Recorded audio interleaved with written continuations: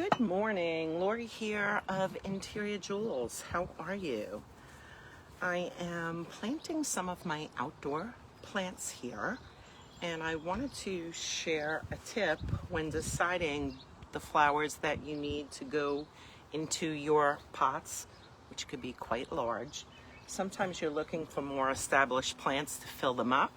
If you're impatient like me in waiting for them to grow, or if you are looking for an economical way to purchase flowers that go into pots, very often I will buy a ready-made hanging basket, and what I will do is take off the hanger, which sometimes you have to finagle in here to get these off. Oh, this is really a tight one. What I do is take these hangers off, keep turning it until you see where they clamp on to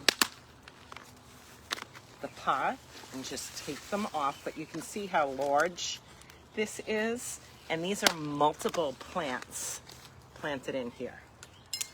I will then turn it over very carefully so as not to break this, and slide off the pot. And when you look in the dirt, you can actually see how many plants were originally planted in here. As I turn this, oh, this does have the name of this on it. Let's see if I can pronounce this. Scaevola. I'm choosing this to go in the front of my pot because, as you can see, it has a draping, growing pattern. But I can see that 3 plants are planted in here.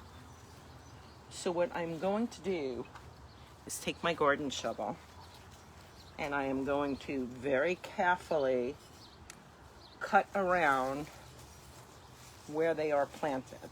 You can see this has good growth, root growth already. And I'll just keep cutting this soil until I get these pieces and go all the way through. I'm hoping to get 3 pieces out of this. And again, I keep cutting in. My soil is moist, so it makes it easy for this to cut through. And I'm going to get out a piece of this. And again, very gingerly, because all of these pieces on top tend to grow together. So let's see how I can get this apart. Just keep sort of tickling them so they unwind from each other as they grow. All of the leggy parts of this grow together. So again, very gingerly. I've got a pretty big piece here, but you can see where this was planted in here.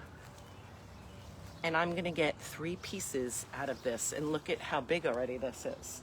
I'm gonna put this piece on the side, because this is gonna go in 2 more places. I'm gonna make sure that your soil is loosened. And this is a brand new big pot that I bought. It's a very large pot. So not having to fill this all with soil, I put the old plastic containers in that the plants come in. You can put soda bottles in here. You can use old pool noodles just to take up space in here. So as you don't have to fill the entire pot with soil, because that takes a lot of soil. Plus it makes it very heavy. So I filled all old pots in here, some soda bottles to take up space, and then I put new soil in here. This is all nice and loosened. I'm gonna make myself a hole in here to put this one in front, because again, this has the hanging, growing pattern, and I want that to spill over the edge of this pot.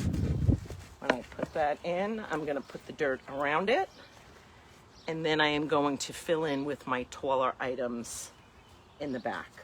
But a quick tip for any of those who are planting their pots and looking to have those plants in it, you can buy a ready-made, fully grown, or at least more grown than those little cell packs that take forever for it to grow to the size that you want.